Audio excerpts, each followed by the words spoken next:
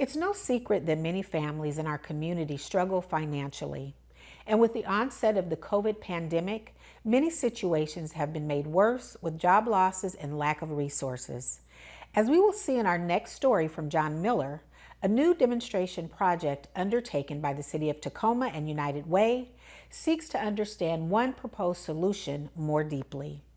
In Pierce County, the average cost of living, factoring in healthcare, utilities, and transportation, is $72,000 a year. Yet half the local households have an income of 50% or less of that amount.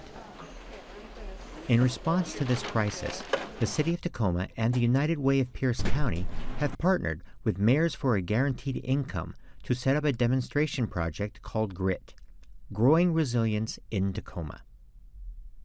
Under the program, 110 participants were selected from over 2,000 applicants to receive a monthly distribution of $500 to supplement their income. The population that we were targeting were single head of households that were asset limited, income constrained, employed. And these are individuals that are getting up every day, they're working, sometimes more than one job, but can't make ends meet. They're just always struggling in some aspect of being able to provide for their families. ALICE households have incomes between 100 and 200% of poverty level. And then they have able-bodied children up to 17, the single head of household, or children with disabilities up to 21. So that was the population that we were looking at. The program is really about research.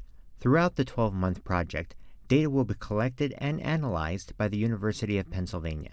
We're looking forward to this. You know, the thing about this 12 months is that it's going to take another year for the research team to collect and to really go through and analyze the data. So we won't know right away. You know, we'll have lots of stories to be able to speak to, but in terms of what the research and the analysis will tell us, that's going to take another 12 months to gather.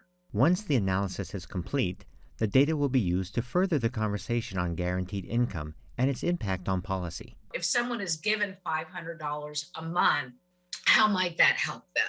You know, what are the pathways and some of the barriers to guaranteed income policy? Because a lot of this is how can what we learn from this demonstration and other demonstrations across the country, the impacts on policy, and how can guaranteed income be paired with other policy initiatives to generate change in policy? Because some of the policies that are out there, while meant to help families, can sometimes be barriers for families because there's so many strings attached.